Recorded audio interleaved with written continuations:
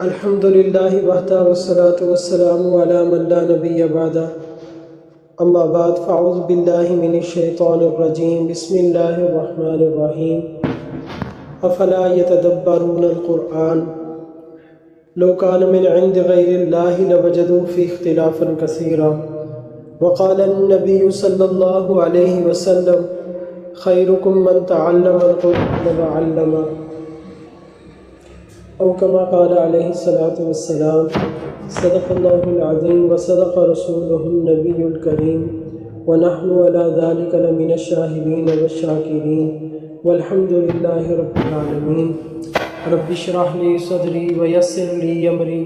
واحلل عقدۃ من لسانی یفقہوا قولی سبحانک لا علم لنا الا ما علمتنا انک انت العلیم الحکیم رب زدنی علما وارزقنی فہما اللہم صلی علی محمد وعلی آل محمد کما صلیت علی ابراہیم وعلی آل ابراہیم انک حمید مجید اللہم بارک علی محمد وعلی آل محمد کما بارکت علی ابراہیم وعلی آل ابراہیم انک حمید مجید۔ یہ الحمدللہ اللہ سبحانہ و تعالیٰ کا فضل اور کرم ہے کہ اللہ سبحانہ و تعالیٰ نے ہمیں رمضان المبارک میں دورہ قرآن پاک کرنے اور کروانے کی توفیق عطا فرمائی۔ جیسا کہ عرض کیا تھا، یہ ہمارا 20 دن کا انشاءاللہ العزیز ہوگا دورہ تفسیر قرآن۔ آج کیونکہ یکم رمضان ہے 2026، تو آج ہمارا پہلا سبق ہے، پہلی کلاس ہے۔ اس میں انشاءاللہ العزیز کچھ ابتدائی باتیں قرآن پاک کے حوالے سے عرض کروں گا۔ سب سے پہلے یہ بات یاد رکھیں کہ قرآن جو ہے یہ اللہ سبحانہ و تعالیٰ کی کتاب ہے، اللہ کا کلام ہے۔ حدیث پاک میں آتا ہے، رسول اللہ صلی اللہ تعالیٰ علیہ وسلم نے ارشاد فرمایا، خیرکم من تعلم القرآن وعلمہ، کہ تم میں بہتر وہ ہے، خیر والا وہ ہے جو قرآن کو سیکھتا ہے یا سکھاتا ہے۔ تو دیکھیں یہ بہتر، یہ اللہ سبحانہ و تعالیٰ کی نگاہ میں بہتر ہے۔ یعنی یہ کتنی بڑی ایک سعادت کی بات ہے کہ قرآن ایسی عظمت والی کتاب ہے کہ جو اس قرآن کے سیکھنے اور سکھانے میں لگ جاتا ہے وہ اللہ کی نگاہ میں خیر والا بن جاتا ہے۔ یعنی بہترین شخص وہ اللہ سبحانہ و تعالیٰ کی نگاہ میں۔ دنیا میں جتنے انسان ہیں ان تمام انسانوں میں اللہ سبحانہ و تعالیٰ کو وہ بندے، وہ بندیاں، وہ مومن، وہ مومنات، وہ مسلم، وہ مسلمات پسند ہے جو اللہ سبحانہ و تعالیٰ کے قرآن کے سیکھنے میں یا سکھانے میں لگے ہوئے ہیں۔ تو یہ انسان کی اپنی کوئی طاقت نہیں ہوتی، انسان کی کوئی اپنی خوبی نہیں ہے، یہ تو اللہ سبحانہ و تعالیٰ کا فضل ہے اور اس کا انتخاب ہے کہ جس پر اللہ تعالیٰ اپنا فضل کر دے اور اس کو منتخب کر لے اور اس کو توفیق عطا فرمائے کہ وہ قرآن کے سیکھنے اور سکھانے میں لگ جائے۔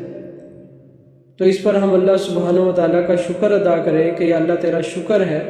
کہ ہم اس قابل نہیں ہیں، لیکن آپ نے فضل فرمایا، کرم فرمایا اور ہمیں اپنے قرآن کے ساتھ جڑنے کی توفیق عطا فرمائی۔ اس پر اللہ سبحانہ و تعالیٰ کا شکر ادا کریں۔ اور پھر قرآن دیکھیں ایسی مبارک کتاب ہے، قرآن اللہ کا کلام ہے، اور جس طرح اللہ سبحانہ و تعالیٰ مخلوقات تو اللہ کے ظاہر درجے میں نہیں، اس کائنات میں جو سب سے بڑی چیز ہے وہ تو اللہ سبحانہ و تعالیٰ کی ذات ہی ہے نا۔ اللہ سبحانہ و تعالیٰ کی ذات سے تو بڑھ کر کچھ نہیں ہے۔ وہی اول، وہی آخر، وہی ظاہر، وہی باطن، وہی خالق، مالک، ہر چیز کے خزانے اسی کے پاس ہے۔ وہ علی کل شیء قدیر ہے۔ انما امرہ اذا اراد شیئا ان یقول لہ کن فیکون۔ تو اللہ سبحانہ و تعالیٰ خود فرماتے ہیں، حدیث سے یہ مضمون ثابت ہے کہ جو چیز خود حق سبحانہ و تعالیٰ سے نکلی ہے یعنی اللہ کا کلام جس کو اللہ سبحانہ و تعالیٰ نے کلام کیا ہے، وہ اللہ کا کلام، اس سے بہتر کوئی چیز نہیں ہو سکتی جو خود حق سبحانہ و تعالیٰ سے نکلی ہے، یعنی کلام اللہ۔ تو کلام اللہ سب سے بہتر چیز ہے، سب سے اعلیٰ چیز ہے۔ یہ جو قرآن ہے یہ اللہ کا کلام ہے، اللہ کی صفت ہے، یہ مخلوق نہیں ہے، یہ مخلوق نہیں ہے، یہ اللہ سبحانہ و تعالیٰ کی صفت ہے، اور اللہ سبحانہ و تعالیٰ کی صفت کا مقابلہ کون کر سکتا ہے؟ اس لیے جو قرآن کے ساتھ جڑتا ہے وہ باقی دوسری چیزوں پر اللہ تعالیٰ اس کو فضیلت عطا فرما دیتے ہیں۔ کلام اللہ کو باقی تمام کلاموں پر ایسی فضیلت ہے جیسی خود حق تعالیٰ شانہ کو باقی مخلوقات پر فضیلت ہے۔ جس طرح وہ ایک محاورہ ہے، کلام الملوکی ملوک الکلام، کہ بادشاہوں کا کلام کلاموں کا بادشاہ ہوتا ہے، یعنی جس طرح بادشاہ لوگوں کا بادشاہ، تو اسی طرح بادشاہ کا کلام لوگوں کے کلاموں کا بادشاہ ہوتا ہے۔ تو یہ تو بادشاہ خالق ارض و سما مالک الملک کا کلام ہے، یہ باقی تمام کلاموں پر اس کو اللہ تعالیٰ نے فضیلت دی۔ اب دیکھیں جو قرآن کے ساتھ جڑتا ہے وہ فضیلت والا بن جاتا ہے۔ قرآن اللہ کا کلام، اللہ کو سب مخلوقات پر فضیلت، اور پھر یہ قرآن جو ہے حضرت جبرائیل علیہ السلام کے ذریعے قرآن نازل کیا گیا، تو حضرت جبرائیل علیہ السلام سید الملائکہ بن گئے، قرآن کی برکت سے سید الملائکہ بن گئے کہ قرآن کی نسبت ان کو عطا ہوئی، قرآن کو نازل کرنے والے، نزل بہ جبرائیل، کہ جبرائیل علیہ السلام اس کو لے کر آتے تھے، تو جبرائیل علیہ السلام سید الملائکہ بن گئے۔ پھر قرآن پاک کو رمضان المبارک میں جس مہینے میں نازل کیا گیا وہ رمضان المبارک کا مہینہ تھا، تو یہ رمضان کا مہینہ یہ مہینوں کا سردار بن گیا۔ قرآن کی دیکھیں عظمت، دیکھیں بلندی، دیکھیں کہ جس مہینے میں نازل ہوا وہ مہینہ مہینوں کا سردار بن گیا، اور جس رات میں قرآن نازل ہوا وہ رات تمام راتوں کی سردار بن گئی، لیلۃ القدر۔ اور جس نبی پر نازل ہوا یعنی محمد عربی صلی اللہ تعالیٰ علیہ وسلم، وہ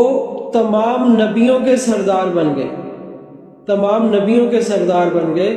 سید الاولین والآخرین، سید الاولین والآخرین۔ اور اس قرآن کیونکہ قرآن نماز میں پڑھا جاتا ہے تو امام الانبیاء صلی اللہ تعالیٰ علیہ وسلم بن گئے،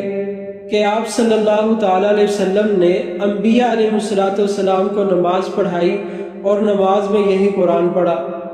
تو اس قرآن کی برکت سے ہی سید الانبیاء بھی بن گئے اور امام الانبیاء بھی بن گئے۔ تو قرآن کی نسبت، تو یہ قرآن اس امت پر نازل ہوا، ہم پر نازل ہوا، اس امت پر نازل ہوا، اس امت کو قرآن ملا، تو یہ امت کیا بنی؟ سید الامم بن گئی، تمام امتوں کی سردار بن گئی۔ تو جو لوگ قرآن کے ساتھ جڑیں گے وہ سید الناس بن جائیں گے، وہ خیر الناس بن جائیں گے۔ تو اس لیے قرآن کے ساتھ اپنے آپ کو جوڑنا، اس کی محنت اور کوشش کرنا اور اپنے اندر طلب پیدا کرنا، تاکہ اللہ سبحانہ و تعالی ہمیں قرآن کے ساتھ نسبت عطا فرمائے۔ تو جس کی نسبت پھر قرآن کے ساتھ ہو جاتی ہے تو وہ خیر الناس بھی ہے، سید الناس بھی ہے، وہ سید الانبیاء بن جائے۔ اگر نبی کو یہ نسبت ملی وہ سید الانبیاء بن گئے، امام الانبیاء بن گئے، مہینے کو نسبت مل گئی وہ سید الاشہر بن گیا، اور رات کو جس رات میں نازل ہوا وہ راتوں کی سردار بن گئی، جس مہینے میں نازل ہوا وہ مہینوں کا سردار۔ تو اسی طرح جو قرآن کے ساتھ جتنا جڑتا ہے تو اللہ سبحانہ و تعالیٰ اس کو اتنا ہی بلند فرماتے ہیں، جیسا کہ حدیث پاک میں آتا ہے یرفع اللہ بہذا القرآن اقواما ویضع بہ آخرین، کہ اس قرآن کے ذریعے اللہ تعالیٰ قوموں کو اٹھاتے ہیں اور قوموں کو پست کرتے ہیں، یعنی جو قرآن کی تعلیمات پر عمل کرتے ہیں، قرآن کے ساتھ جڑ جاتے ہیں، قرآن کی خدمت میں لگ جاتے ہیں، اللہ تعالیٰ ان کو بلند مرتبہ عطا فرماتے ہیں، اللہ تعالیٰ ان کو غالب کر دیتے ہیں باقی اقوام پر۔ اور جو قرآن کی تعلیمات کو چھوڑ دیتے ہیں تو وہ کیا ہوتے ہیں، اللہ تعالیٰ ان کو پست کر دیتے ہیں، ذلیل و رسوا کر دیتے ہیں۔ دیکھیں جب صحابہ نے قرآن کو اپنے سینوں میں محفوظ کیا، قرآنی تعلیمات پر عمل کیا، تو اللہ تعالیٰ نے صحابہ کو پوری دنیا پر غالب کر دیا۔ جو امت قرآن سے دور ہوتی گئی تو ویسے ویسے ہی امت کے اندر پستی آتی گئی، تنزل آتا گیا۔ اب قرب قیامت میں جب سیدنا عیسیٰ علیہ السلام تشریف لائیں گے، آسمانوں سے ان کا نزول ہوگا، تو پھر امت کے اندر وہ روحانیت پیدا ہو جائے گی، لوگ قرآن کے ساتھ جڑیں گے اور ان کے اندر وہ ایمانی طاقت اور قوت آئے گی، تو اللہ سبحانہ و تعالیٰ دوبارہ اس ایمان والوں کے امت کے اس طبقے کو باقی دنیا پر غالب کر دے۔ تو یہ قرآن کی عظمت ہے۔ من جعلہ امامہ قادہ الی الجنہ، کہ جو قرآن کو اپنا امام بناتا ہے، رہبر بناتا ہے، تو یہ قرآن ان کو جنت میں لے جائے گا۔ ومن جعلہ خلف ظہرہ، جو قرآن کو پس پشت ڈال دیتا ہے، نہ قرآن کی تلاوت کرتا ہے، نہ قرآن پہ تدبر کرتا ہے، نہ غور و فکر کرتا ہے، نہ قرآن کو سیکھتا سکھاتا ہے، نہ قرآنی احکامات پر عمل کرتا ہے، تو حدیث پاک میں آتا ہے ساقہ الی النار، تو یہ قرآن اس کو پھر جہنم کے اندر لے جائے گا۔ القرآن حجت لک او علیک، آپ صلی اللہ علیہ وسلم نے فرمایا قرآن تیرے لیے حجت بن جائے گا یا تیرے خلاف بن جائے گا، یعنی تیرے لیے قرآن سفارشی بن جائے گا اگر تو اس کو پڑھے گا، شب و روز تلاوت کرے گا اور اس کی تعلیمات پر عمل کرے گا اور اس کے حق کو ادا کرے گا، تو یہ قرآن تیرے لیے حجت بن جائے گا۔ اور قرآن تیرے لیے شفاعت کرے گا، جیسا کہ حدیث پاک میں آتا ہے کہ قرآن کی شفاعت ایسا سفارشی ہے کہ جس کی شفاعت کو قبول کیا گیا، جس کی شفاعت کو قبول کیا گیا، جس کے حق میں شفاعت کرے گا، اللہ تعالیٰ اس کی بخشش فرمائیں گے، اس کو جنت میں داخل فرمائیں گے۔ اور اگر قرآن کسی کے خلاف مقدمہ دائر کرے گا تو وہ سمجھے کہ وہ آدمی ہلاک ہو گیا۔ تو رسول اللہ صلی اللہ علیہ وسلم بھی قیامت والے دن یہی بات ارشاد فرمائیں گے، ان قوم اتخذوا ھذا القرآن مہجورا، کہ یا اللہ میری قوم نے اس قرآن کو چھوڑ دیا تھا، مہجورا چھوڑ دیا تھا۔ تو جو قرآن کو چھوڑ دے گا، قرآن بھی اس کے خلاف مقدمہ دائر کرے گا اور رسول اللہ صلی اللہ علیہ وسلم کی ذات بھی اس کے خلاف مقدمہ دائر کرے گا۔ اب اندازہ فرمائیں کہ قیامت کا دن ہو، قرآن سب سے بڑا سفارشی، اللہ کے حبیب صلی اللہ علیہ وسلم، امام الانبیاء، سید الاولین والآخرین، وہ اس بندے کے خلاف اگر مقدمہ دائر کر دے کہ جو قرآن کو چھوڑے بیٹھا تھا، تو بتائیں اس کی ہلاکت میں کوئی شک باقی رہے گا؟ نہیں۔ تو اس لیے جس طرح قرآن کے ساتھ جوڑنا یہ عظمت کی دلیل ہے، یہ بلندی کی دلیل ہے، یہ اللہ کی رضا کا ایک پروانہ ہے، اسی طرح قرآن سے پیچھے ہٹنا، قرآنی تعلیمات کو چھوڑ دینا، تو یہ بھی ایک گویا کہ خطرے والی بات ہے۔ اس لیے اپنے آپ کو ہم تھوڑا اپنی اصلاح کریں اور اپنا تعلق قرآن کے ساتھ جوڑیں۔ اب اصل میں قرآن پاک کے تو ایک ایک مضمون، ایک ایک صورت میں ایسے اللہ سبحانہ و تعالیٰ نے علوم رکھے ہیں کہ حدیث پاک میں آتا ہے وَلَا تَنْقَضِي عَجَائِبُهُ، کہ اس کے عجائب ختم نہیں ہوتے، قرآن پاک کے عجائب ختم نہیں ہوتے۔ قرآن ایک مکمل کتاب ہے، مکمل کتاب ہے اور ہر اعتبار سے مکمل ہے، ہر اعتبار سے مکمل ہے۔ یہ ایک معجزاتی کتاب ہے۔ قرآن کو اگر عدد کے اعتبار سے لیا جائے، اعداد کے اعتبار سے دیکھا جائے، صرف اور نحو کے اعتبار سے دیکھا جائے، عربی گرامر کے اعتبار سے دیکھا جائے، فصاحت اور بلاغت کے اعتبار سے دیکھا جائے، اور عقائد کے اعتبار سے دیکھا جائے، اصول کے اعتبار سے دیکھا جائے، یعنی جس اعتبار سے بھی قرآن پاک کو ہم دیکھیں گے تو قرآن کے اندر اس چیز کی مکمل رہنمائی ملے گی۔ قرآن پاک میں اللہ سبحانہ و تعالیٰ نے ایسا، کیونکہ اللہ کا کلام ہے اور یہ ایک معجزہ ہے، قرآن نے یوں ہی چیلنج نہیں کیا، قرآن پاک نے یوں ہی چیلنج نہیں کیا کہ تم اس جیسا قرآن لے آؤ یا اس جیسی تم 10 صورتیں لے آؤ، ایک صورت لے آؤ یا ایک آیت لے آؤ۔ تو لوگ عاجز آ گئے اس سے، باوجود کہ عرب بڑے فصیح اور بلیغ تھے اور عربی زبان پر ان کو بڑی مہارت حاصل تھی، لیکن قرآن کے اس چیلنج کو نہ توڑ سکے، قرآن کے اس چیلنج کو نہ توڑ سکے، اور قیامت تک یہ اللہ سبحانہ و تعالیٰ کا چیلنج ہے۔ اور آج جیسا کہ جدید دور ہے اور کمپیوٹرائز دور ہے، لیکن اس کے باوجود بھی کفار نے بڑی کوشش کی کہ کمپیوٹر کے ذریعے یا جدید دور کے ذریعے، جدید علوم کے ذریعے قرآن پاک کے اندر کوئی کمی نکال دیں، کوئی غلطی نکال دیں، تو ایسا ممکن نہ ہو۔ اِنَّا نَحْنُ نَزَّلْنَا الذِّكْرَ وَإِنَّا لَهُ لَحَافِظُونَ کہ اللہ تعالیٰ فرماتے ہیں یہ اللہ سبحانہ و تعالیٰ کی طرف سے ہے اور اس کی حفاظت کا وعدہ اللہ نے لیا ہے۔ لَوْ كَانَ مِنْ عِنْدِ غَيْرِ اللَّهِ لَوَجَدُوا فِيهِ اخْتِلَافًا كَثِيرًا کہ یہ قرآن میں غور کیوں نہیں کرتے، تدبر کیوں نہیں کرتے؟ اگر یہ اللہ کے علاوہ کسی اور کی طرف سے ہوتا تو اس میں ضرور کوئی نہ کوئی اختلاف پایا جاتا، کوئی نہ کوئی کمزوری ہوتی۔ ظاہر ہے اگر کسی مخلوق کی طرف سے ہوتا تو مخلوق کے اندر تو ضعف ہے، کمزوری ہے، تو اس کے کلام کے اندر بھی کمزوری آ جاتی، ضعف آ جاتا، اس میں اختلاف پایا جاتا، لیکن ایسا نہیں ہے، کیونکہ یہ قرآن ما کان حدیث یفترا کہ یہ قرآن ایسا نہیں ہے کہ کسی نے گھڑ لیا ہو، کسی نے خود لکھ لیا ہو۔ جس طرح تورات اور انجیل کے بارے میں فرمایا گیا وَيْلٌ لِّلَّذِينَ يَكْتُبُونَ الْكِتَابَ ثُمَّ يَقُولُونَ هَٰذَا مِنْ عِندِ اللَّهِ کہ وہ خود کتاب اپنے ہاتھ سے لکھ لیتے ہیں اور کہتے ہیں یہ اللہ کی طرف سے۔ تو ایسا نہیں ہے کہ پیغمبر صلی اللہ تعالیٰ علیہ وسلم نے اپنی طرف سے لکھ لیا ہو اور پھر اللہ تعالیٰ کی طرف نسبت کر دی ہو۔ ایسا نہیں ہے کہ اللہ تعالیٰ خود فرماتے ہیں کہ اگر ایسا ہوتا تو ہم محمد عربی صلی اللہ علیہ وسلم کو پھر ہم ان کو زندہ نہ چھوڑتے، ہم ان کی رگ کو کاٹ دیتے اگر وہ اپنی طرف سے بناتے۔ تو یہ اپنی رسول اللہ صلی اللہ علیہ وسلم نے اپنی طرف سے اس میں کوئی چیز ایڈ نہیں کی، ٹھیک ہے نا؟ یہ محض اللہ سبحانہ و تعالیٰ کا کلام ہے۔ تو اس لیے جیسے اللہ سبحانہ و تعالیٰ کی ذات جو ہے وہ تمام تر نقائص سے اور عیوب سے پاک ہے، اسی طرح یہ اللہ کا جو قرآن ہے یہ ہر طرح کے نقائص سے، عیوب سے پاک ہے۔ کوئی اس میں ایک بھی غلطی نکالنا ممکن نہیں، محال ہے،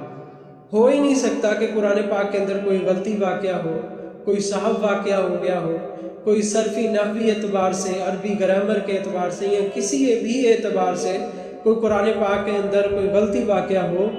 ایسا نہیں ہے۔ قرآن پاک نے تو خود فرما دیا ذالک الکتاب لا ریب فیہ کہ یہ ایسی کتاب ہے کہ اس میں کوئی شک نہیں ہے۔ ریب اس شک کے درجے کو کہتے ہیں جو سب سے ادنا درجے کا ہو، یعنی ادنا درجے کا بھی اس کے اندر شک نہیں ہے۔ یہ اللہ سبحانہ و تعالیٰ کا کلام ہے۔ تو اس لیے قرآن پاک کو اس کے ساتھ جوڑنا، قرآن کے ساتھ جوڑنا، یہ اللہ سبحانہ و تعالیٰ کی ذات کے ساتھ جوڑنا ہے۔ اللہ سبحانہ و تعالیٰ کا اس سے قرب حاصل ہوتا ہے۔ فرمایا کہ کسی اور چیز سے اتنا قرب اللہ کا حاصل نہیں ہوتا جتنا کہ قرآن پڑھنے سے اللہ سبحانہ و تعالیٰ کا قرب حاصل ہوتا ہے۔ اس لیے فرمایا کہ جس آدمی کو قرآن پاک کی مشغولیت کی وجہ سے دعائیں مانگنے کا وقت نہیں ملتا تو اللہ سبحانہ و تعالیٰ اس کو مانگنے والوں سے زیادہ عطا فرماتے ہیں کہ وہ خود اللہ سبحانہ و تعالیٰ کے کلام میں مشغول ہے۔ تو یہ ممکن ہی نہیں ہے کہ جو قرآن کی خدمت میں مشغول ہو تو اس کی حاجتوں اور ضرورتوں کو اللہ سبحانہ و تعالیٰ پورا نہ فرمائے۔ تو اس لیے یہ بڑی عظمت والی کتاب ہے، اس کے ہر پہلو میں عظمتیں ہیں، ہر پہلو میں اللہ سبحانہ و تعالیٰ نے اس کے اندر خیر رکھی ہے، جس پہلو میں بھی جائیں گے اس میں خیر ہی خیر ہے۔ تو یہ قرآن جو ہے، یہ قرآن کسے کہتے ہیں اس کی بھی تعریف ہمیں پتہ ہونی چاہیے کہ اگر آپ سے کوئی پوچھتا ہے کہ بھی قرآن کیا چیز ہے، آپ قرآن کسے کہتے ہیں، تو قرآن کہتے ہیں منزل من اللہ، کہ جو اللہ سبحانہ و تعالیٰ کی طرف سے نازل ہوا ہے۔ منزل من اللہ، اللہ کی طرف سے نازل ہوا ہے، اور کس پر نازل ہوا ہے؟ علی الرسول، جناب رسول اللہ صلی اللہ تعالیٰ علیہ وسلم کی ذات پر، آپ صلی اللہ تعالیٰ علیہ وسلم کے دل اطہر پر، قلب اطہر پر یہ قرآن نازل ہوا۔ منزل من اللہ علی الرسول، اور مکتوب فی الصحائف کہ جو صحیفے میں لکھا ہوا ہے، ٹھیک ہے، نقلاً عنہ، نقلاً منقول عنہ، نقلاً متواتراً، کہ جو آپ صلی اللہ تعالی وسلم پر نازل ہوا ہے اور جو متواتر نقل کیا گیا ہے، متواتر منقول ہے۔ متواتر منقول ہونے کا مطلب کیا ہے کہ ہر زمانے میں اس کو نقل کرنے والے اتنے زیادہ لوگ ہیں مختلف علاقوں کے، مختلف زبانوں کے، اتنے زیادہ لوگ ہیں کہ عقل سلیم اتنے زیادہ لوگوں کے جھوٹ پر جمع ہونے کو محال سمجھے، کہ یعنی عقل بھی اس بات کو کہتی ہے کہ اتنے آدمی جھوٹ نہیں بول سکتے۔ تو قرآن پاک کو نقل کرنے والے جو مختلف علاقوں کے ہیں، مختلف زبانوں کے ہیں،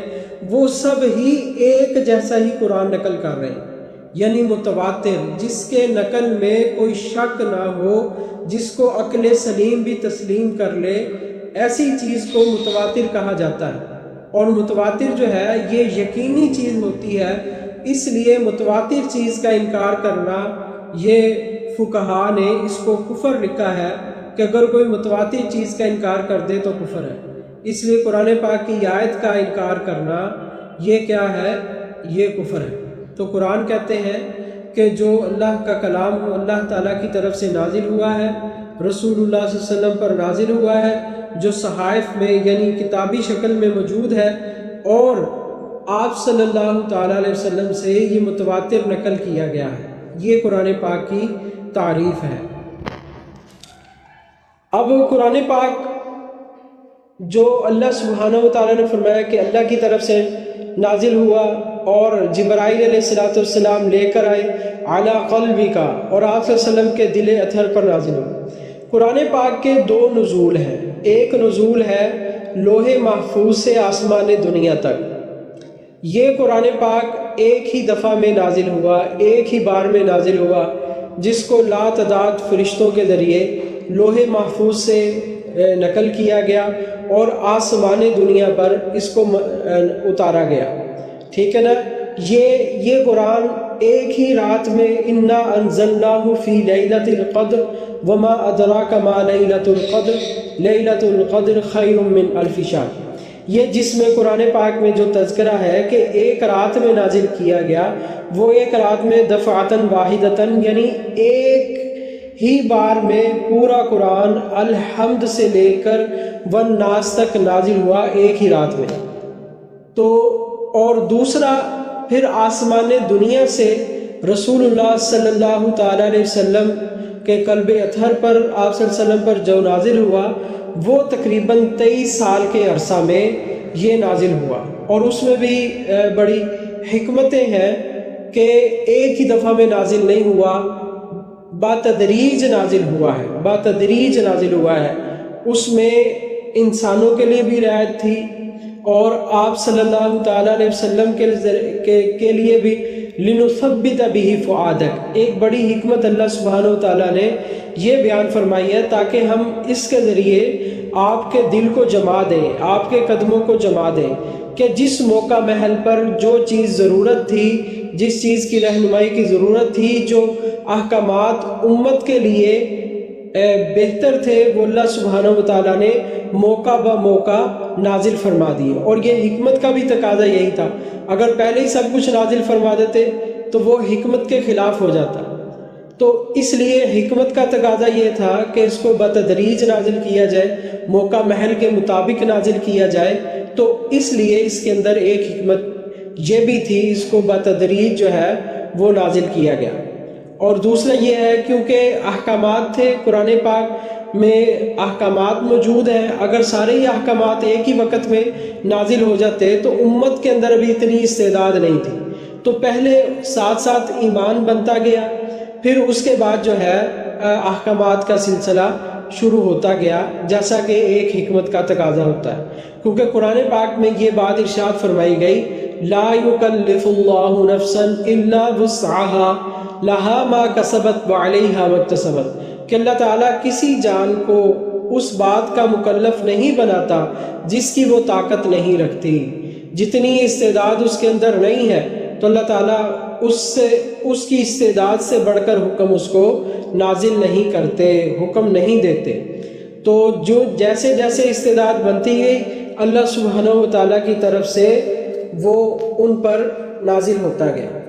تو اس لیے قرآن پاک 23 سال کے عرصہ میں تقریباً نازل ہوا، جس کی ابتدا مکہ میں، تکمیل مدینہ میں ہوئی، اور جو پہلی وحی تھی وہ غار حرا میں نازل ہوئی۔ اس کی ابتدا غار حرا سے شروع ہوئی مکہ المکرمہ میں، اور اس میں 2 طرح کی صورتیں، مکی صورت اور مدنی صورت۔ مکی صورتیں اور مدنی صورتیں کسے کہتے ہیں؟ مکی صورتیں ان صورتوں کو کہتے ہیں جو ہجرت سے پہلے، جب آپ صلی اللہ علیہ وسلم مکہ میں تشریف فرما تھے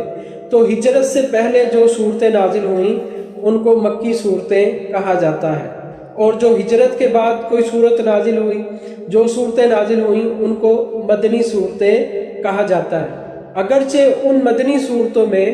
بعض آیات ضروری نہیں ہے کہ مدینہ شریف میں ہی نازل ہوئی ہوں، مدینہ سے باہر کہیں اور جگہ پہ بھی نازل ہو جائے تو وہ مدنی صورتوں میں ہی شمار ہوں گی، ٹھیک ہے؟ تو مکی اور مدنی صورتوں میں یہ تفصیل۔ قرآن پاک کی 114 صورتیں ہیں، اور دوسری بات، ایک بات ذہن میں رکھی جائے کہ یہ جو قرآن پاک ہمارے پاس موجود ہے اس میں ترتیب کے اعتبار سے سورہ فاتحہ پہلی صورت ہے اور سورہ ناس آخری صورت ہے۔ تو اب جو سورہ فاتحہ ہے یہ پہلے نمبر پر تو نازل نہیں ہوئی، اور سورہ ناس جو ہے وہ آخری نمبر پر تو نازل نہیں ہوئی، لیکن یہ پہلے نمبر پر آ گئی اور وہ آخری نمبر پر آ گئی۔ اس کی کیا وجہ ہے؟ یا کیا جو ترتیب سے، جس ترتیب سے قرآن پاک میں صورتیں لکھی ہوئی ہیں، کیا اسی ترتیب پر نازل ہوئی ہیں کہ جو اس طرح لکھوا دی گئی ہیں اس ترتیب پر نازل نہیں ہوئی؟ تو یاد رکھیں قرآن پاک میں، قرآن پاک کی 2 ترتیبیں ہیں، قرآن پاک کی 2 ترتیبیں ہیں، ایک ہے ترتیب نزولی اور ایک ہے ترتیب رسولی۔ ترتیب نزولی کسے کہتے ہیں؟ کہ جس ترتیب پر قرآن نازل ہوا، کہ کون سی صورتیں پہلے نازل ہوئیں، کون سی آیات پہلے نازل ہوئیں، کون سی صورتیں بعد میں نازل ہوئیں، کون سی آیات بعد میں نازل ہوئیں۔ تو نزول کے اعتبار سے تو قرآن پاک کا نزول مختلف ہے، کہ قرآن پاک میں بہت ساری صورتیں پہلے نازل ہوئیں، جس طرح اقرأ بسم ربک الذی خلق، یہ پہلی وحی ہے، لیکن یہ آخری صورتوں میں آتی، 30ویں پارے میں آ رہی ہے۔ تو ترتیب نزولی اور ہے، نازل ہونے کی ترتیب اور ہے، تو نازل ہونے کی ترتیب الگ ہے، ٹھیک ہے نا؟ ایک ہے ترتیب رسولی۔ تو جو صورتیں نازل ہوتی گئیں جس اعتبار سے،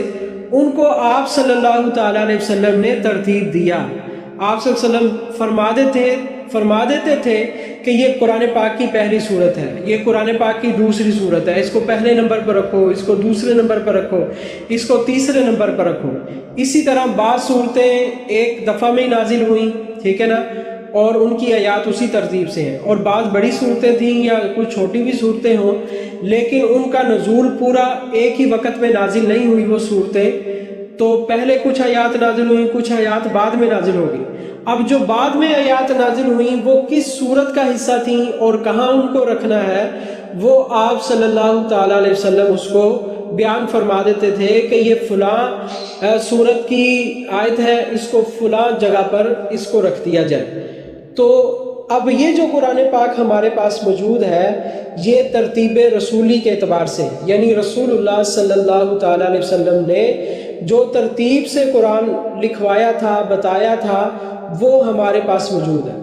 ٹھیک ہے نا؟ نازل اس ترتیب سے نہیں ہوا، نازل اپنے موقع محل کے مطابق صورتیں اور آیات مضامین کے اعتبار سے وہ نازل ہوتی رہیں، لیکن جو اصل جو قرآن پاک کی لکھائی کی ترتیب ہے یہ رسول اللہ صلی اللہ تعالیٰ علیہ وسلم نے اس کو ترتیب دیا ہے، اور یہی ترتیب جو ہمارے پاس قرآن پاک موجود ہے بھی عینی ہی یہی قرآن پاک جو ہے وہ لوح محفوظ میں بھی ہے۔ لوح محفوظ میں اسی ترتیب پر لکھا ہوا ہے، نزول کی ترتیب اور ہے، نازل اس ترتیب پر نہیں ہوا، لیکن لوح محفوظ میں بھی اسی ترتیب پر ہی قرآن پاک کیا ہے لکھا ہوا ہے۔ تو 114 صورتیں ہیں اور پھر اس کے 30 پارے ہیں، اور قرآن پاک کی آیات کے متعلق جو صحیح قول ہے، جس پر زیادہ علماء کی رائے ہے، اتفاق ہے، وہ 6236 آیات ہیں۔ یہ جو کہا جاتا ہے 6666 آیات قرآن پاک کی ہیں، یہ بات درست نہیں ہے۔ قرآن پاک کی آیات کے متعلق 6236 کا قول یہ راجح قول ہے۔ بعضوں نے اس سے تھوڑی سی زائد یا بعضوں نے کم بتائی ہے، تو کم یا زائد میں ایک بات جو اہم ترین ہے وہ یہ سمجھ لیں، اس کا یہ مطلب نہیں ہے کہ جو اس سے کم کہتے ہیں تو وہ یہ کہتے ہیں کہ قرآن پاک میں کچھ الفاظ زیادہ لکھے جا چکے ہیں یا کچھ آیتیں زیادہ ہیں، یا جو کہتے ہیں کہ اس میں کچھ آیات کم ہو گئی ہیں، تو ایسا نہیں ہے۔ قرآن پاک سب کے نزدیک الحمد سے لے کر والناس تک یہی قرآن ہے، اس میں نہ کوئی کمی ہے نہ کوئی بیشی ہے۔ تو وہ آیات کا جو فرق پڑتا ہے نا، وہ وقف کے اعتبار سے فرق پڑتا ہے، وقف کے اعتبار سے، کہ جہاں وقف کیا جاتا ہے وہاں بعض اس کو آیت شمار کر لیتے ہیں اور بعض اس کو آیت شمار نہیں کرتے، تو اس اختلاف کی وجہ سے وہ تعداد کم اور زیادہ ہو گئی۔ اب دیکھیں گے آپ سورہ فاتحہ اگر آپ قرآن پاک میں کھول کے دیکھیں تو اس کی 7 آیات ہیں، لیکن اب اگر آیات پر آپ غور کریں گے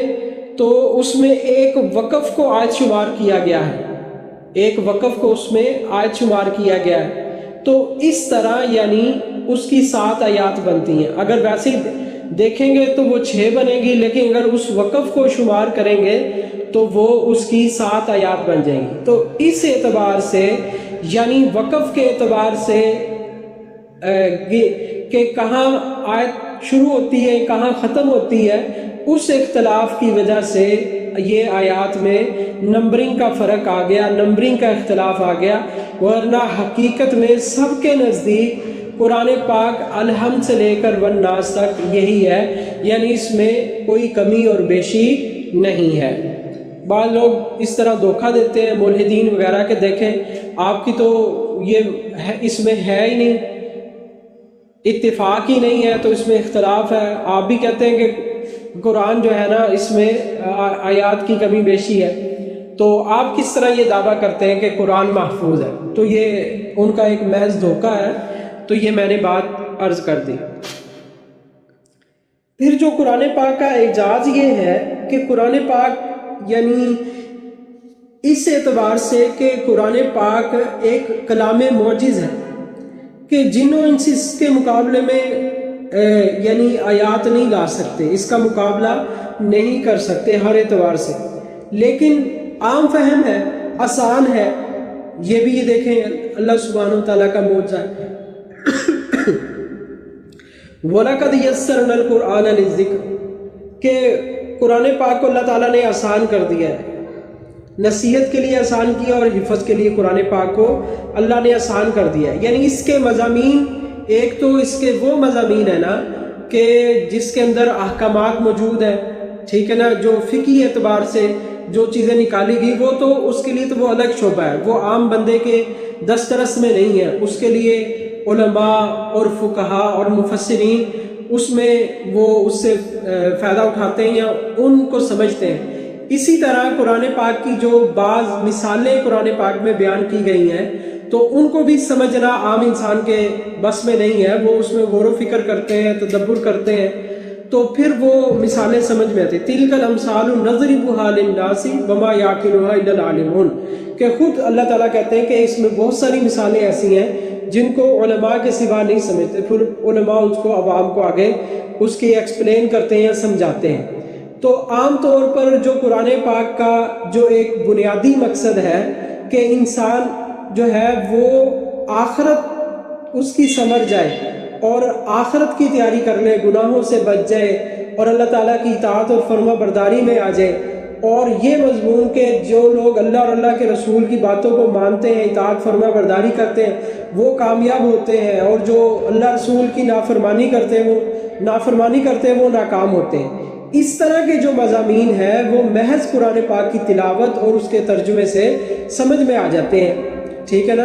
تو دیکھیں ہے اتنا اعجاز کلام کے اندر لیکن عام انسان کو بھی سمجھ میں آ جاتا ہے کہ پچھلی قوموں کے واقعات اللہ نے بیان کیے ہیں، انبیاء کے واقعات، معجزات بیان کیے ہیں، جس سے ہر آدمی یہ سمجھ جاتا ہے کہ یہ قومیں تھیں، یہ اس لیے ہلاک ہوئی کہ انہوں نے اپنے نبی کی بات کو نہیں مانا، اور یہ لوگ چند لوگ جن کے پاس مال بھی نہیں تھا، اسباب بھی نہیں تھے، اور اللہ تعالیٰ نے محض دین کی برکت سے، ایمان کی برکت سے ان کو دنیا اور آخرت کی کامیابیاں عطا فرمائی۔ تو یہ جو قرآن کا اصل مضمون ہے اور آخرت کو سمجھنا، اللہ پر ایمان لانا، یہ محض ایک قرآن کا یعنی اتنا سادہ انداز ہے کہ ہر آدمی اس کو سمجھ بھی لیتا ہے۔ تو قرآن کے اندر دونوں پہلو ہیں، اعجاز بھی ہے، اور قرآن کے اندر اللہ تعالیٰ نے یسر اور آسانی بھی رکھی ہے۔ تو قرآن پاک کو اللہ سبحانہ و تعالیٰ نے بلسان عربی مبین، عربی زبان میں، فصیح زبان میں نازل کیا ہے کہ عربی کے اندر جتنی فصاحت اور بلاغت ہے، دنیا کی کسی زبان میں اتنی فصاحت اور بلاغت موجود نہیں ہے۔ تو قرآن پاک عربی زبان میں فصیح و بلیغ انداز میں، فصیح اور بلیغ کسے کہتے ہیں؟ جو عام فہم۔ فصیح اور بلیغ وہ چیز نہیں ہے کہ جو آپ ایسا بیان کریں کہ کسی کو سمجھ میں ہی نہ آئے، یا ایسے الفاظ کا انتخاب کریں کہ سامعین کے سر کے اوپر سے گزر جائے۔ تو مطلب یہ ہے کہ اصل مقصد یہ ہے کہ سامعین کو، پڑھنے والوں کو اس سے نفع ہو۔ تو قرآن پاک میں یہ بھی اتم درجے میں یہ چیز، کامل درجے میں یہ چیز پائی جاتی ہے کہ پڑھنے والے کو سمجھ میں آ جاتا ہے، بشرطے کہ پڑھے صحیح، ٹھیک ہے نا، قرآن کو سیکھنے کی کوشش کرے کہ اللہ سبحانہ و تعالیٰ نے ہمیں کیا، اب دیکھیں قرآن اصل میں کیا ہے؟ قرآن اللہ سبحانہ و تعالیٰ کی منشا کا نام ہے، اللہ سبحانہ و تعالیٰ کی چاہت، کہ قرآن اللہ بندے سے کیا چاہتا ہے۔ اگر بندہ یہ کہے کہ میں پوچھوں اللہ تعالیٰ سے، اللہ تو مجھ سے کیا چاہتا ہے، تو اللہ سبحانہ و تعالیٰ تو براہ راست بندوں سے خطاب نہیں کرتے، براہ راست تو اس کی شان نہیں ہے کہ وہ ہر بندے سے خطاب کرے۔ تو اللہ تعالیٰ بندوں سے کیا چاہتا ہے؟ اگر کوئی بندہ یہ یعنی معلوم کرنا چاہے کہ مجھ سے اللہ تعالیٰ کیا چاہتے ہیں، تو وہ اللہ تعالیٰ نے قرآن کے ذریعے بتا دیا کہ اے بندے، میں تجھ سے یہ چاہتا ہوں جو میں نے تجھے قرآن دیا، اپنا نبی دیا، اور اپنے نبی کی سنتیں جو آپ صلی اللہ علیہ وسلم کے فرامین ہیں، میں تجھ سے یہ چاہتا ہوں کہ تو اس طرح زندگی گزارے جس طرح میرا قرآن کہتا ہے، جس طرح میرا محبوب کہتا ہے۔ تو یہ قرآن گویا کہ اللہ سبحانہ و تعالیٰ کی منشا کا نام ہے جو اللہ تعالیٰ نے اپنے بندوں پر یہ کھولی ہے۔ تو اور باقی جو قرآن پاک میں مثالیں ہیں یا قوانین بیان کیے گئے ہیں تو وہ تھوڑے مشکل ہے، وہ اہل فن کا کام ہے۔ فَاسْأَلُوا أَهْلَ الذِّكْرِ إِن كُنتُمْ لَا تَعْلَمُونَ، تو وہ قرآن نے خود اس کی تقسیم کر دیا ہے کہ بعض انسان وہ ہیں جو قرآن کو جانتے ہیں، مسائل کو جانتے ہیں، اور بعض وہ ہیں جو نہیں جانتے۔ تو جو نہیں جانتے ان کا کام کیا ہے؟ وہ ان کا کام یہ ہے کہ وہ جاننے والے سے، اہل علم سے پوچھ لیں گے۔ اب باقی رہا مسئلہ کہ قرآن پاک کے جو بنیادی مضامین ہیں جن پر قرآن زیادہ زور دیتا ہے، اس میں ایک توحید ہے، اللہ سبحانہ و تعالیٰ کی وحدانیت ہے، رسالت ہے، انبیاء علیہ السلام کا تذکرہ ہے، اور آخرت ہے کہ آخرت پر زور دیتا ہے کہ آخرت کی زندگی ہے، ٹھیک ہے نا۔ اور پھر اسی طرح قرآن پاک کا ایک بنیادی مضمون اخلاق اور کردار کو سنوارنا ہے کہ انسان اخلاقی طور پر اور مضبوط بنے، ٹھیک ہے نا، اور وہ کردار کا ایک مومن بنے۔ اسی طرح اخلاق اور کردار کے اعتبار سے بھی قرآن پاک میں گفتگو کی گئی ہے، اور عبادات کے اعتبار سے بھی، کہ عبادات کے اعتبار سے بھی قرآن نے احکامات دیے ہیں، جس طرح نماز ہے، روزہ ہے، حج ہے، زکوٰۃ ہے۔ وہ عبادات مالی ہوں یا بدنی عبادات ہوں، ان تمام پر اللہ سبحانہ و تعالیٰ نے اس کا ذکر کیا ہے۔ اور اس کے ساتھ ساتھ جو صرف قرآن پاک انسان کی ذاتی زندگی کے لیے نہیں ہے، بلکہ قرآن پاک ایک عالمی کتاب ہے، ان ہوا الا ذکر للعالمین، ٹھیک ہے نا۔ تبارک الذی نزل الفرقان علی عبدہ لیکون للعالمین نذیرا، کہ یہ عالمین کے لیے آیا تاکہ تمام جہانوں کو ڈرانے والے بن جائے۔ تو جو عالمی کتاب ہو تو اس کے اندر ظاہر ہے عالمی مسائل پر بھی گفتگو کی جائے گی، معاشرے کے حوالے سے بھی گفتگو کی جائے گی۔ تو قرآن جو ہے وہ معاشرتی اصول بھی بیان کرتا ہے، ٹھیک ہے نا، کہ ایک معاشرہ کس طرح قائم کرنا ہے، پورے عالم میں کس طرح امن و امان کو قائم کرنا ہے۔ تو ان تمام چیزوں پر اصولی طور پر قرآن نے قوانین بیان کیے ہیں، قرآن نے کچھ حدود اور تعزیرات کو بیان کیا گیا ہے قرآن پاک میں، تاکہ معاشرے کے اندر جو ہے وہ امن اور امان قائم رہ سکے اور انسان اپنی زندگی جو ہے وہ اطمینان کے ساتھ گزار سکے۔ قرآن پاک میں مکمل ضابطہ ہی آتا ہے، انسان کی ذاتی زندگی ہو یا معاشرتی زندگی ہو، عالمی زندگی ہو، حکومتوں تک اور رعایا تک، ہر ایک کے احکامات کو اصولی طور پر بیان کیا گیا ہے۔ اتنی ہی یعنی بڑی چیزیں قرآن نے بیان کی ہیں، دنیا اور آخرت اور ہر چیز۔ اور قرآن پاک سائنسی اعتبار سے بھی جس کو اصل کی حیثیت حاصل ہے، بنیاد کی حیثیت حاصل ہے، وہ بھی قرآن ہے۔ کہ قرآن نے جو مضامین آپ صلی اللہ علیہ وسلم پر جب قرآن نازل ہوا 1400 سال پہلے، تو اس وقت جو قرآن نے جو سائنسی چیزیں بیان فرمائی تھیں، اصل مقصد ان کا یہ تو نہیں ہے، لیکن انفراد یعنی اس میں اشارے ملتے ہیں، جس میں سائنسی اعتبار سے بھی، کیونکہ قرآن تو ہر اعتبار سے کامل اور مکمل کتاب ہے، تو ایسا نہیں ہے کہ اگر قرآن سورج چاند ستاروں کی بات کر رہا ہے تو اس میں غلطی واقع ہو جائے، ایسا نہیں ہے۔ ظاہر بنانے والا خود زیادہ بہتر جانتا ہے، چاہے جائے کہ ہماری دسترس تو اتنی نہیں ہے، ہم خوردبین کے ذریعے یا آلات کے ذریعے دیکھتے ہیں، تو جس ذات کے امر سے یہ چیزیں پیدا ہوئی ہیں، تو ظاہر ہے وہ الا یعلم من خلق وہو اللطیف الخبیر، کہ وہ جانتا ہے جو اس نے پیدا کیا ہے۔ سورج کو اللہ نے پیدا کیا، چاند کو اللہ نے پیدا کیا، ستاروں کو اللہ نے پیدا کیا، بروج اللہ نے بنائے، والسماء ذات البروج، بروج کا ذکر کیا، سورج چاند ستاروں کا اللہ سبحانہ و تعالیٰ نے ذکر کیا، دن رات کا ذکر کیا، اور بارشوں کے نظام کا ذکر کیا کہ بارشیں کس طرح بارش کس طرح ہوتی ہے اور کیا نظام چلتا ہے، وہ سب چیزیں آپ پہلے بیان کر دی گئی، جس کو سائنس اب بیان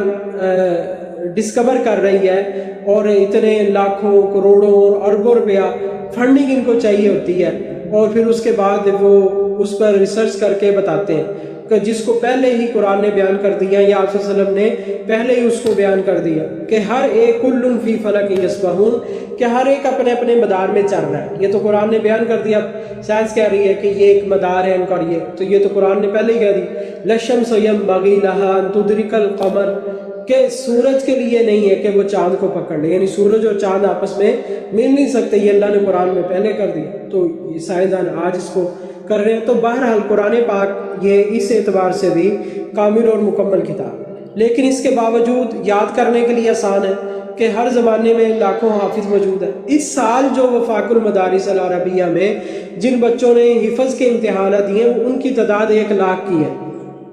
1 لاکھ بچوں نے الحمدللہ قرآن پاک حفظ کیا ہے۔ یہ وہ ہیں جو آن دی ریکارڈ موجود ہیں وفاق المدارس العربیہ میں،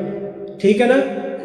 جن کا وفاق المدارس یہ اہل سنت دیوبند کا مدرسہ ہے۔ اس کے علاوہ جو دوسرے مسالک کے جنہوں نے حفظ کیا وہ الگ ہیں،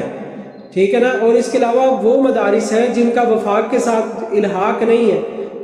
گلی محلوں میں مدرسے ہیں جو وفاق کے ساتھ نہیں، جو اپنی الگ محنت کر رہے ہیں، ان کے اندر کتنے حفاظ ہوئے ہیں ان کی تعداد اللہ ہی جانتے ہیں۔ تو یہ قرآن کا معجزہ ہے، بڑے بھی اس کو حفظ کرنا چاہیں تو وہ بھی کر لیتے ہیں، چھوٹے کرنا چاہیں، مرد عورت بچے بچیاں، تو یہ قرآن کا ایک معجزہ ہے۔ قرآن پاک کے اندر پھر ہر اعتبار سے وَنُنَزِّلُ مِنَ الْقُرْآنِ مَا هُوَ شِفَاءٌ وَرَحْمَةٌ، کہ قرآن کے اندر روحانیت ہے، اخلاقی تربیت ہے، قرآن کے اندر اللہ نے شفا رکھی، روحانی بیماریوں کی بھی اور جسمانی بیماریوں کی بھی اللہ سبحانہ و تعالیٰ نے اس کے اندر کیا رکھا ہے، شفا رکھی۔ روحانی بیماریاں تو یہ ہے کہ اس کے عقائد کی اصلاح ہوتی ہے۔ قرآن پاک جو ہے وہ انسان کو شرک سے، کفر سے، بدعات سے پاک کرتا ہے، اس کے اندر نور توحید کو جلاتا ہے، توحید کی شمع کو جلاتا ہے، اور پھر اس کے وہ دل کو منور کرتی ہے، اس سے اس کا پورا جسم روشن ہو جاتا ہے، وہ پاکیزہ کردار کا مالک بن جاتا ہے، ٹھیک ہے نا۔ تو یہ روحانی اعتبار سے اس کی اصلاح کرتا ہے، انسان کی اخلاق کی اصلاح کرتا ہے، کہ وہ لوگ جن پر عجم حکومت نہیں کرنا چاہتے تھے، تو وہ ساری حکومتیں پھر اللہ تعالیٰ نے ان کے تابع کر دیں، ان لوگوں کی غلامی کو قبول کیا، صحابہ کی غلامی کو پھر ان لوگوں نے قبول کیا ہے جو ان پر حکومت نہیں کرنا چاہتے تھے۔ وہ کس کی برکت سے؟ وہ قرآن کی برکت سے، کہ جب صحابہ نے قرآن کو اپنے سینے سے لگایا، قرآنی تعلیمات کو جو رسول اللہ صلی اللہ علیہ وسلم کے ذریعے ان تک پہنچی ہے، تو اللہ تعالیٰ نے یرفع بہذا القرآن اقواما، ان کو بلند کر دیا، اور جو بڑی بڑی طاقتیں سمجھی جاتی تھی، بڑی پڑھی لکھی سمجھی جاتی تھی، انہوں نے ان کی غلامی کو اپنی سعادت سمجھا، ٹھیک ہے نا، ان کی غلامی کو۔ تو جو قرآن سے جڑ جاتا ہے اللہ تعالیٰ ان کو بلند کرتا ہے۔ تو قرآن میں جسمانی اور روحانی پاکیزگی ہے، بلندی ہے، اور عدل و انصاف سکھاتا ہے قرآن کہ عدل و انصاف پر قائم رہا جائے۔ اللہ سے تعلق کو جوڑتا ہے کہ الحمد سے، لفظ اللہ سے شروع ہوتا ہے والناس پر ختم ہوتا ہے، یعنی قرآن کا مقصد کیا ہے؟ لوگوں کو اللہ کے ساتھ جوڑنا، اللہ سے تعلق بنانا۔ تو یہ قرآن لوگوں کو اللہ کے ساتھ جوڑتی ہے۔ بہرحال قرآن تو یعنی ایسی، قرآن کے متعلق ایسی باتیں ہیں کہ جو کبھی بھی ختم نہیں ہو سکتی۔ انسان کی زندگیاں ختم ہو جاتی ہیں، قرآن کے فضائل، قرآن کے نکات، قرآن کی تفسیر یہ ختم نہیں ہوتی۔ اسی وجہ سے دیکھیں آج تک قرآن پاک کی تفاسیر لکھی جا رہی ہیں، قرآن پاک پر مختلف قرآن کے پہلوؤں پر کتابیں لکھی جا رہی ہیں جو ختم ہی نہیں ہونے کا نام لے رہی۔ ولا تنقضی عجائب، کہ جو رسول اللہ صلی اللہ علیہ وسلم نے فرمایا تھا کہ قرآن کے عجائب کبھی بھی ختم نہیں ہوتے۔ بہرحال قرآن اللہ نے نازل کیا، اس کی حفاظت کا ذمہ اللہ نے لیا ہے۔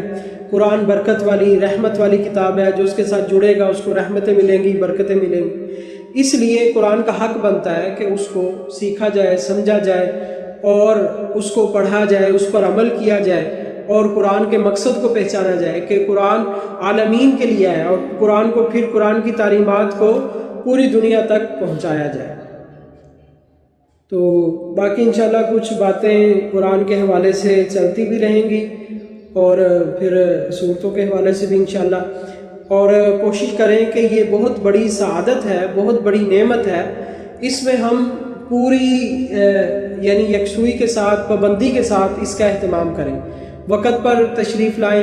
اور جو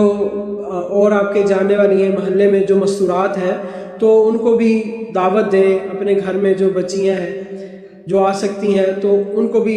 دعوت دیں، بھرپور محنت کوشش کریں کہ یہی ہماری آخرت کی کمائی ہے۔ ہمارے کہنے سننے سے کوئی آدمی